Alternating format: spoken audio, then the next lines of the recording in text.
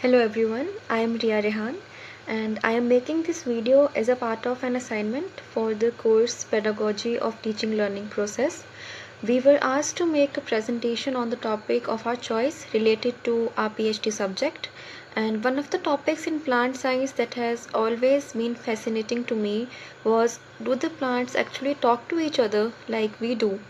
So let's just begin with the presentation, and I hope that plant enthusiasts like me will also find this video interesting, and I will try to keep it bilingual for easy understanding. The Internet of Plants. हम इंसान समझते हैं कि हम बहुत smart हैं, हम बुद्धिजीवी हैं, लेकिन मदर नेचर के आगे हम लोग कुछ भी नहीं हैं। इंटरनेट जैसी चीज़ इन्वेंट करने के लिए हमें 1983 तक का इंतज़ार करना पड़ा। वहीं मदर नेचर ने 500 मिलियन साल पहले ही एक ऐसा कम्युनिकेशन नेटवर्क एस्टेब्लिश कर लिया था जिसकी रिसर्च हम अब कर रहे हैं। अब जाके ये चीज़ें डिस्कवर हो रही हैं। पहली चीज़ जो आपके मन में आनी चाहिए कि प्लांट्स को हम लिविंग बीइंग कंसीडर करते ही क्यों हैं। हम स्कूल टाइम से पढ़ते आ रहे हैं कि लिविंग बीइंग्स दो तरह के होते हैं, एनिमल्स एंड प्लांट्स। एनिमल्स का तो चलो समझ में आता है, हम लोग बात कर रहे हैं, हम लोग चल रहे हैं, हम लोग सांस ले रहे हैं, लेकिन आखिर प्लांट्स को हम क्यों एक लिविंग बीइंग कंसीडर करते हैं? तो इसके लिए 7 क्राइटेरिया होते हैं। सबसे पहला सेलुलर ऑर्गेनाइजेशन, जैसे कि leaf cell. Second will be metabolism, जिसमें आप फोटोसिंथेसिस और रेस्पिरेशन का एग्जाम्पल ले सकते हैं। Third is growth and development, कैसे एक सीड एक पौधे में बदलता है। Fourth is reproduction. Fifth is the response to stimuli, जिसमें मेरा फेवरेट एग्जाम्पल छुई मुई पौधे का है कि कैसे आप उससे छूते हैं तो उसकी जो लीव्स होती हैं वो बिल्कुल आपस में जुड़ जाती हैं। That is a response to touch. और सिक्स्थ जो आपका क्राइटेरिया है वो है homeostasis, basically to maintain the balance inside depending on the temperature और द एनवायरनमेंट आउटसाइड। तो एक बैलेंस जैसे हम लोग अपनी बॉडी में मेंटेन रखने की कोशिश करते हैं गर्मियों में सर्दियों में, वैसे ही प्लांट भी अपने अंदर एक होम्योस्टेसिस मेंटेन करता है वेरियस मेटाबॉलिक प्रोसेसेस के थ्रू। और जो लास्ट क्राइटेरिया है सेवन्थ, वो है अडेप्टेशन एंड एवोल्यूशन। जैसे कि आप अडेप्टेशन में एग्जांपल ले सकते हैं कैक्टस का। जो भी डेजर्ट एरिया के प्लांट्स होते हैं, आप जानते हैं डेजर्ट एरिया में इवेपोरेशन ज़्यादा होगी तो वाटर लॉस प्लांट में ज़्यादा होगा, और अगर एक्सेसिव वाटर लॉस होगा तो प्लांट की डेथ हो जाएगी। तो इसीलिए कोशिश करता है प्लांट की जितना हो सके उतना पानी वो कंजर्व करे, और अपनी लीव्स को रादर देन कितना ब्रॉड एरिया हो वो अपनी लीव्स को नीडल शेप में फोल्ड करके अपना एरिया कम करता है और पानी को कंजर्व करता है। अब मॉडर्न रिसर्च एरिया में जो एक नया एस्पेक्ट आया है लिविंग बीइंग्स का, वो है कम्युनिकेशन का, और इसमें भी प्लांट्स बिल्कुल फिट बैठते हैं। So plants are not passive, they sense, they respond and they communicate just like animals. But उनका कम्युनिकेशन करने का ज़रिया थोड़ा अलग है। वो केमिकल्स के थ्रू, इलेक्ट्रिकल सिग्नल्स के थ्रू, फंगल नेटवर्क्स के थ्रू कम्युनिकेट करते हैं रादर देन नर्व्स और वोकल कॉर्ड्स के थ्रू। एंड जो केमिकल कंपाउंड्स होते हैं इनको हम कहते हैं volatile organic compounds. There are root exudates, there are माइक्रोराइजर networks, there are electrical signals, जिनके बारे में हम अभी आगे पढ़ेंगे। तो प्लांट्स को आखिर ज़रूरत पड़ी ही क्यों कम्युनिकेट करने की? तो इसके 3 मेन वजह हैं। सबसे पहला survival, then reproduction and to thrive in various environmental conditions. सबसे पहले तो डिफेंस। प्लांट्स को अपने आप को डिफेंड करना होता है वेरियस कैलेमिटीज से, वेरियस इंसेक्ट्स के अटैक से। जैसे कि कैटरपिलर का एग्जांपल आप ले सकते हैं कि जब एक टोमेटो प्लांट पे कैटरपिलर अटैक करता है तो टोमेटो प्लांट जो है वो वोलेटाइल ऑर्गेनिक कंपाउंड, जिसे आप केमिकल्स समझ सकते हैं, वो रिलीज़ करता है अपने एनवायरनमेंट में, जिससे कि एक सिग्नल मिलता है उसके नियर बाय टोमेटो प्लांट्स को, जिससे वो एक एंटी इंसेक्ट केमिकल्स जो है वो एक्टिवेट करके अपने आप को बचा सकता है उस कैटरपिलर के अटैक से। ठीक है। Second is cooperation, obviously to share resources. जैसे कि एक जो मदर ट्री होती है फॉरेस्ट में, वो अपने जो रिसोर्सेज हैं, बेसिकली जो शुगर के रिसोर्सेज हैं, वो अपने सैपलिंग को शेयर करती है through roots, through fungal networks. और ये क्यों ज़रूरी है? क्योंकि cooperation ensures the survival of genetically related और community plants, improving ecosystem resilience. Third is competition. तो ज़रूरी नहीं है कि सिर्फ कॉपरेशन ही हो हमारी, जैसे ह्यूमंस में कंपटीशन भी है, कॉपरेशन भी है, वैसे प्लांट्स में भी कॉपरेशन भी होता है, कंपटीशन भी होता है। तो अपने राइवल्स को अपने एरिया से हटाने के लिए, अब वो फिज़िकली फाइट तो नहीं कर सकते, तो उनके पास जो बेस्ट ऑप्शन होता है वो होता है कि वो कुछ ऐसे केमिकल्स अपने प्लांट के थ्रू ऐसे रिलीज़ करें कि दूसरे प्लांट के लिए वो ऐसे टॉक्सिक हो कि वो प्लांट वहाँ ग्रो ही ना कर पाए। तो इससे वो अपनी स्पीशीज़ वहाँ पे ग्रो करके बढ़ाते हैं, और जो उनकी एंटी जो स्पीशीज़ होती हैं जो वहाँ ग्रो करने की कोशिश कर रही होती है उनको वहाँ से हटाते हैं, जिसको हम साइंटिफिक टर्म में एलिलोपैथी भी कहते हैं। Then fourth is symbiosis to recruit helpers. For example, legume roots release flavonoids to attract rhizobium bacteria. Basically, legume roots जो होती हैं उनके साथ जो राइजोम बैक्टीरिया है वो जुड़ता है आके, क्योंकि वो नाइट्रोजन फिक्सेशन में प्लांट की हेल्प करता है। तो ये जुड़ता कैसे है आपस में, तो वो भी एक कम्युनिकेशन का ही हिस्सा है कि कैसे एक रूट जो है वो ऐसे केमिकल्स रिलीज करता है जिससे बैक्टीरिया को समझ में आता है कि ओ ओके, मुझे अब इस प्लांट के पास जाना है, इस प्लांट की हेल्प करनी है नाइट्रोजन फिक्स करने में। ठीक है। And the last is stress response. ठीक है, to adapt to various environmental changes. जैसे कि ड्रॉट का एग्जांपल आप ले सकते हैं, जिसमें स्टोमेटा क्लोज करना होता है प्लांट को एक्सेस वाटर लॉस से बचने के लिए। और ज़रूरी नहीं है कि जो कम्युनिकेशन है प्लांट की वो एक प्लांट दूसरे प्लांट के साथ ही करे। वो कम्युनिकेशन प्लांट अपने दूसरे पार्ट्स के साथ भी कर सकता है। जैसे कि अगर रूट ने कुछ सेंस किया है कि ओके कुछ दिक्कत है, तो वो ऐसे कुछ केमिकल्स रिलीज करेगा अपने प्लांट पार्ट्स के अंदर कि लीव्स और जो एरियल पार्ट्स है उनको पता लगे कि okay we are under some attack, we need to act immediately. ठीक है, so that's how basically the communication is working inside the plants. So now let's just quickly understand how do the plants actually communicate with each other. सबसे पहले जो मैंने आपको volatile organic compounds के बारे में बताया, these are released above the ground. जैसे कि आप इमेज में देख सकते हैं, बहुत ही अच्छे तरीके से बताया है कि कैसे जो कैटरपिलर्स हैं वो लीव्स को अटैक कर रहे हैं। ठीक है, जिसको डैमेज्ड प्लांट के थ्रू दिखाया है, वहाँ से वोलेटाइल ऑर्गेनिक कंपाउंड्स वो रिलीज़ कर रहा है एनवायरनमेंट में, और साथ में जो एक हेल्दी प्लांट है वो उस केमिकल को सेंस करके अपना डिफेंस सिस्टम एक्टिवेट करता है, ताकि जो फीडर्स हैं, जो डैमेजिंग प्रीडेटर्स हैं, वो प्लांट को अफेक्ट ना कर पाए।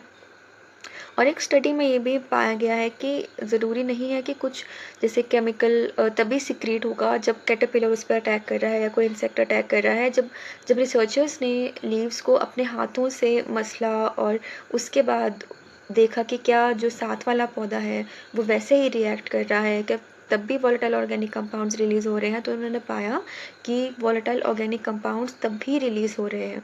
तो वो कम्युनिकेशन सिर्फ इंसेक्ट्स की वजह से नहीं है, वो कम्युनिकेशन किसी भी तरह के अटैक की वजह से हो सकती है, जिससे कि एक प्लांट कोशिश करता है कि उसका जो साथ वाला पौधा है, जो उसके नियर बाय प्लांट्स हैं, वो ज़्यादा अफेक्ट ना हो पाए। और ये जो वोलेटाइल ऑर्गेनिक कंपाउंड्स होते हैं, ये बेसिकली ट्रांसक्रिप्शन को एक्टिवेट करते हैं। These few lines are for people who are from scientific background, they can understand it better. So volatile organic compounds activate transcription by targeting chromatin remodeling in receiver plants, and VOCs are taken up through stomata and diffuse across mesophyll cells. Basically ये जो chemicals होते हैं ये transcription में changes लाते हैं जो neighbouring plant होता है उसमें, और साथ ही ये इनका अपटेक कैसे होता है, तो ये क्योंकि अब पौधे के पास हमारे जैसे सेंसिंग ऑर्गन्स तो नहीं है, तो इसके लिए जो सेंसिंग ऑर्गन है वो स्टोमेटा अपना रोल प्ले करता है। तो स्टोमेटा जो होता है प्लांट का, वो ये केमिकल्स को सेंस करके देन अपने बाकी प्लांट पार्ट्स में इनको डिफ्यूज़ करके अपना डिफेंस सिस्टम एक्टिवेट करता है। और प्लांट वोलेटाइल ऑर्गेनिक कंपाउंड सिर्फ इसलिए ही रिलीज़ नहीं करता कि जो उसका नियर बाय प्लांट्स हैं वो डिफेंसिव मोड में आ सके, मगर वो पॉलिनेटर्स को अट्रैक्ट करने के लिए भी वोलेटाइल ऑर्गेनिक कंपाउंड्स रिलीज़ करता है। और साथ ही साथ जो उसका पेस्ट होता है, जैसे कि टोमेटो के केस में कैटरपिलर का एग्जांपल हम लेते हैं, तो उस पेस्ट का जो प्रीडेटर होगा उसको भी अट्रैक्ट करने के लिए ये केमिकल्स काम आते हैं। जैसे कि जो कैटरपिलर है उसका जो प्रीडेटर होता है पैरासिटिक वॉस्प, वो क्या करता है कैटरपिलर के अंदर एग्स ले करता है, जो कि बेसिकली कैटरपिलर की डेथ कॉज करेगा। ठीक है, तो फिर ये जो VOCs हैं ये केवल प्लांट के डिफेंस में इसलिए ही काम नहीं आ रहे हैं कि वो साथ वाले पौधे को एक वार्निंग सिग्नल दे रहे हैं कि you should be prepared for the attack, लेकिन साथ ही साथ वो उस अटैक से बचने के लिए भी वो सिग्नल्स का यूज़ कर रहा है। जैसे हमने अबव ग्राउंड बात करी वोलेटाइल ऑर्गेनिक कंपाउंड्स की, सिमिलरली वैसे ही केमिकल्स बिलो ग्राउंड भी रिलीज होते हैं जिनको हम रूट एक्सोडेट्स बोलते हैं। So root exudates are organic compounds released by plant roots into the surrounding soil. These secretions, which can include sugars, amino acids, organic acids, and secondary metabolites, play a vital role in plant interactions and have a direct influence on the rhizosphere. These basically act as the signaling agents which mediate plant-plant interaction.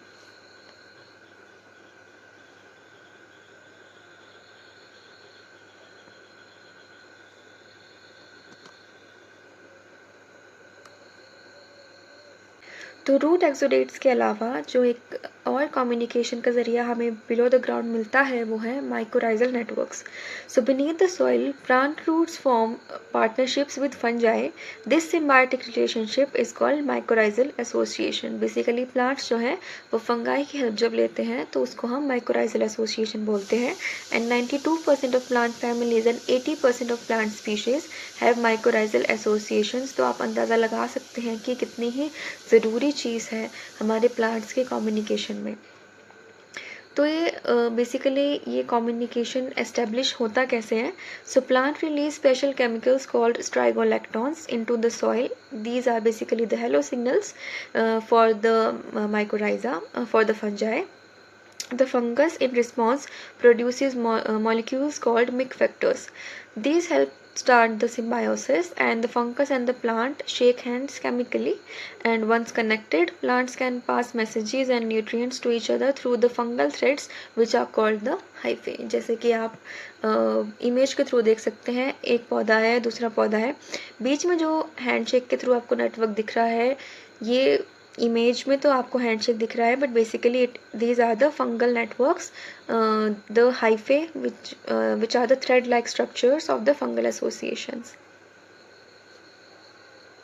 अब इसका फ़ायदा क्या होता है एक plant को? सबसे पहले तो better uptake of phosphorus, nitrogen and water, access to hard to reach soil areas and mobilization of nutrients from organic matter. Then क्योंकि ये म्यूचुअलिज्म है, म्यूचुअलिज्म में अगर एक पार्टनर का बेनिफिट हो रहा है तो दूसरे पार्टनर का भी होगा, तो इसीलिए माइकोराइजा एसोसिएशन में प्लांट का बेनिफिट है। तो फंगस का जो बेनिफिट है उसके बारे में भी बात करते हैं। फंगस जो है उसको बेसिकली एक स्टेबल एनवायरनमेंट मिलता है, एक फिजिकल प्रोटेक्शन मिलती है प्लांट के थ्रू, और साथ ही साथ प्लांट की फोटोसिंथेसिस से जो वो शुगर्स प्रोड्यूस करता है वो भी फंगस यूज़ करती है। And mycorrhiza, this association basically improves soil structure via glomalin, which is a sticky glycoprotein, and this helps carbon storage. Fungal network does not just connect one plant, it links many plants together, even plants of different species.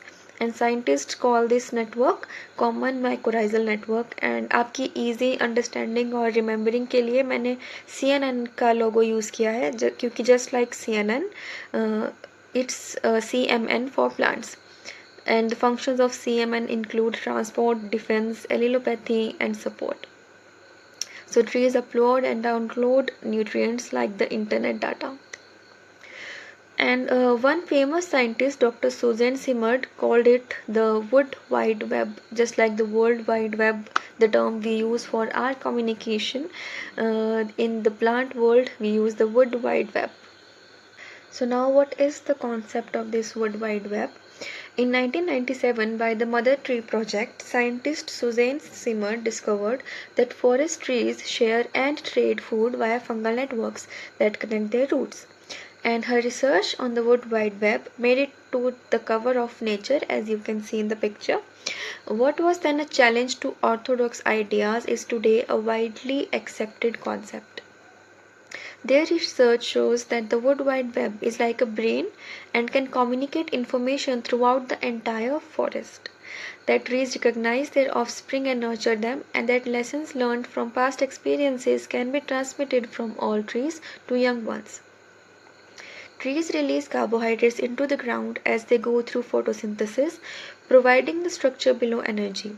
In return, the underground microorganisms like the fungus, the bacteria, they connect each plant so that the supplements are evenly distributed throughout the area. This discovery coined the term Wood Wide Web and provides key data about all the life on our planet. Trees talk, support, and warn each other throughout their root fungal networks, just like we send messages on the internet. So if you are a science fiction fan like me and आपने अगर Avatar movie देखी है तो आपने उसमें Eva word सुना होगा. Basically जो पेंडोरा प्लैनेट की बात करते हैं अवतार मूवी में, वहाँ पर जितने भी प्लांट्स हैं, जितने भी सेक्रेट ट्रीज हैं, वो एक सिस्टम बनाते हैं और उस पूरे सिस्टम को जो वहाँ के लोग हैं जिन्हें हम नावी बोलते हैं, वहाँ के लोग उस पूरे सिस्टम को ईवा के नाम से जानते हैं, जिसकी वो बहुत ही रिस्पेक्ट करते हैं, बहुत ही रिलीजियस एस्पेक्ट से उसको देखते हैं. And this might sound far-fetched, but it may be closer to reality than we think. Research has shown that beneath every forest and wood, there is a complex underground web of roots, fungi, and bacteria helping to connect trees and plants to one another. This subterranean social network, nearly 500 million years ago, has become known as the Wood Wide Web. So just like an MRI scan of the brain helps us to understand how the brain works, the global map of the fungi beneath the soil helps us to understand how global ecosystem works. So now this mycorrhizal network is an emerging topic in scientific research and इसीलिए आप इतने सारे references देख रहे हैं, जैसे कि professor Thomas, इनकी जो लैब है ये लोग भी इसी चीज़ पे काम कर रहे हैं, जहाँ पे वो ग्लोबल लेवल पर एनालाइज कर रहे हैं कि कैसे माइक्रोराइजर नेटवर्क फॉर्मेशन हो रहा है, कैसे कम्युनिकेशन में ये हेल्प करता है. And they have already covered 28,000 tree species living in more than 70 countries. इसका पूरा एक डाटाबेस उन्होंने अभी तक तैयार किया है. So you can imagine how big this thing is. तो जैसे हम लोग वर्ड्स का इस्तेमाल करते हैं बात करने के लिए, वैसे ही जो प्लांट्स की लैंग्वेज है वो केमिकल्स के थ्रू होती है, मॉलिक्यूल्स के थ्रू होती है. जैसे कि यहाँ एग्जांपल लिया गया है एक पैरासिटिक डोडो प्लांट का, जिसके 2 होस्ट होते हैं, अरेबिडोप्सिस एंड टोमेटो. तो रिसर्च में ये पाया गया कि बहुत ही ज़्यादा लेवल पर mRNA का एक्सचेंज देखने को मिला है इन डोडो प्लांट में और जो उसके होस्ट प्लांट होते हैं उसमें. तो नाम ही जैसे आपको बता रहा है मैसेंजर आरएनए, ये बेसिकली एक मैसेंजर का ही काम करता है, एक ब्लूप्रिंट देता है, हमें हेल्प करता है डिकोड करने के लिए कि डीएनए में क्या इन्फॉर्मेशन है. तो रिसर्च के थ्रू जब ये पता चला कि इतना ज़्यादा मैसिव एक्सचेंज हो रहा है एमआरएनए का, तो ये इंटरप्रेट किया जा सकता था उससे कि या तो जो पैरासिटिक प्लांट है वो कुछ ऐसे इन्फॉर्मेशन दे रहा है अपने होस्ट प्लांट को जिससे कि उसका डिफेंस सिस्टम वीक पड़े, ताकि वो और अच्छी तरह उस पर अटैक कर सके, या फिर वाइज वर्सा कि जो होस्ट प्लांट है वो डोडो प्लांट का एमआरएनए इस तरह से इंटरप्रेट करे कि वो अपना डिफेंस सिस्टम और भी बेहतर बना सके. तो again it is a form of communication जो कि हमारी समझ के अभी बाहर है, लेकिन the plant world is amazing.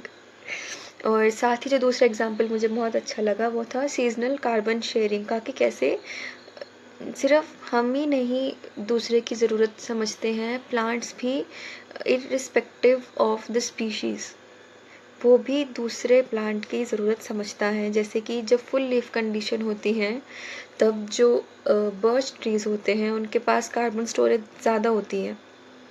तब वो अपनी कार्बन स्टोरेज में से कार्बन जो है वो डगलस फिर को ट्रांसफ़र करता है। और साथ ही जब डगलस फिर के पास ज़्यादा कार्बन होता है, specially during the winter seasons, तब वो अपने नेटवर्क के थ्रू बर्च ट्रीज़ को कार्बन ट्रांसफ़र करता है थ्रू द माइकोराइजल नेटवर्क। तो this is the beauty of nature.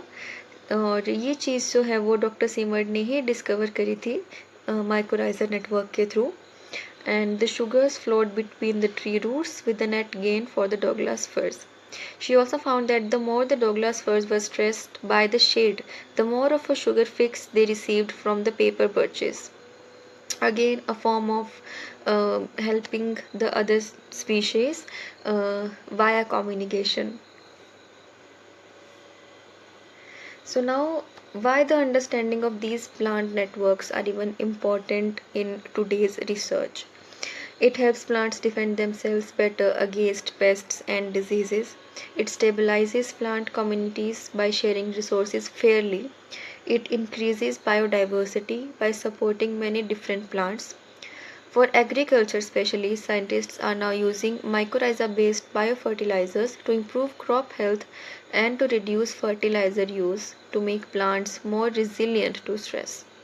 By understanding and using these networks, we can grow healthier crop and restore degraded soil naturally. So let's quickly recap whatever we have studied in today's video. Firstly, plants communicate using chemical signals in the air and in the soil. Above ground, they release volatile organic compounds to warn or attract help. Below ground, they excrete root exudates and use mycorrhizal networks to share nutrients and send signals. Strigolectons and milk factors help plants and fungi to connect, and these networks make plant communities stronger and more resilient. So the next time you walk through a forest, a park, or even your garden, remember, beneath your feet is a living network of silent conversations where plants are sharing, warning, and helping each other, all thanks to their underground fungal allies. These are the references that I have used to make this presentation. I hope आपको कुछ एक नया aspect मैं दे पाई होंगी plants के regarding, communication के regarding, and if anyone would want this PPT, please feel free to ask. I will share it with you, and happy learning.